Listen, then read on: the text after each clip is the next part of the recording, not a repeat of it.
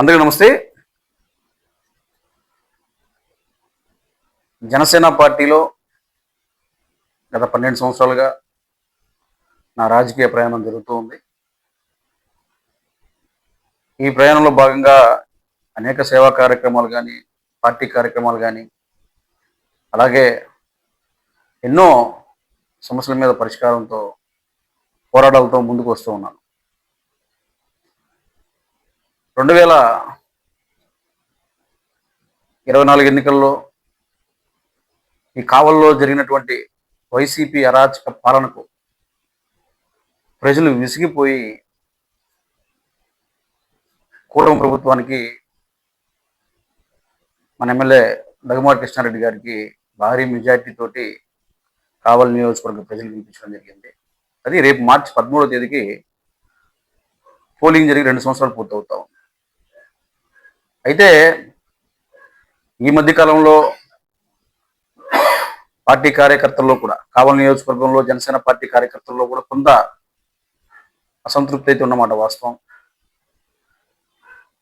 నేను కూడా కొన్ని కారణాల వల్ల కలవలేకపోవడం, అలాగే వాళ్ళకి కూడా కొన్ని చిన్న చిన్న పనులు కూడా చేయలేకపోవడం మాట వాస్తవం. అందుకోసమే రేపు మే 13వ తేదీ నుంచి ప్రతిరోజు కూడా కార్యకర్తలను కలుస్తూ, కావలి నియోజకవర్గం పర్యటిస్తూ, కార్యకర్తలను కలుస్తూ వాళ్ళ సమస్యలు తెలుసుకొని ఆ సమస్యలు ఏవైతే ఉన్నాయో అవన్నీ కూడా స్థానిక ఎమ్మెల్యే గారి దృష్టికి తీసుకెళ్ళి, పై అధికారుల దగ్గరికి తీసుకెళ్ళి వాటి పరిష్కారం ధ్యేయంగా ముందుకు వెళ్తారని ఈ సందర్భంగా కావలి నియోజకవర్గంలో ఉన్నటువంటి జనసేన పార్టీ కార్యకర్తలందరికీ కూడా నేను తెలియజేస్తూ ఉన్నాను. వాళ్ళ సమస్యలన్నీ కూడా, కార్యకర్తల సమస్యలన్నీ కూడా పరిష్కారమే ధ్యేయంగా ముందుకు వెళ్తానని ఈ సందర్భంగా తెలియజేస్తూ ఉన్నాను. అయితే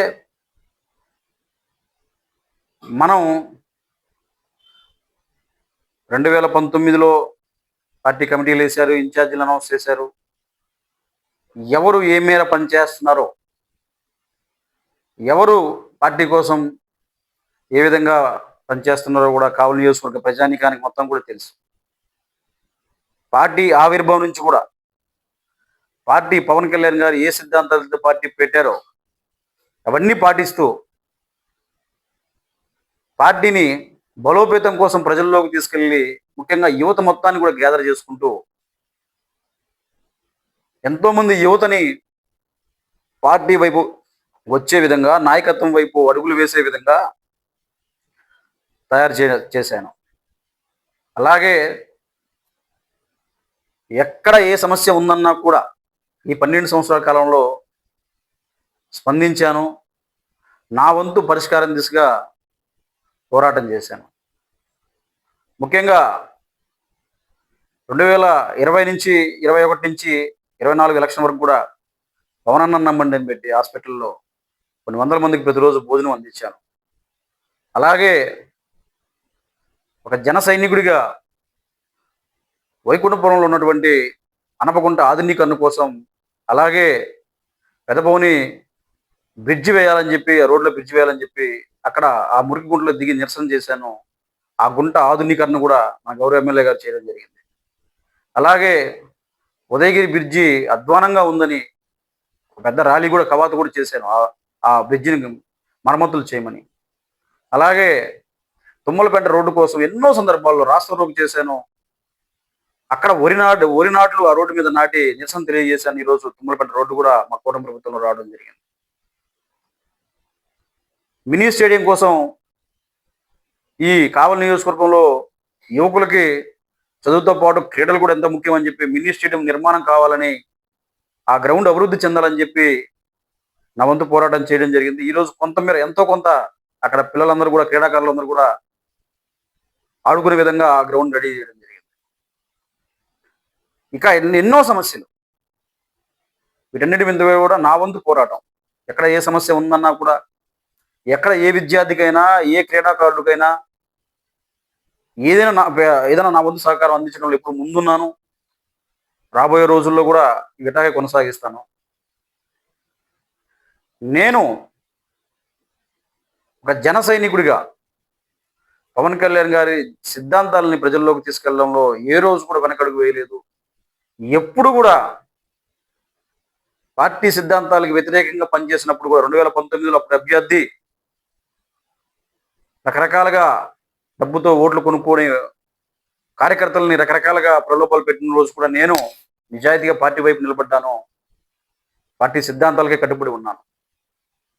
ఈ 12 సంవత్సరాలు నా జర్నీలో కూడా పార్టీ సిద్ధాంతాల కోసమే పనిచేశాను.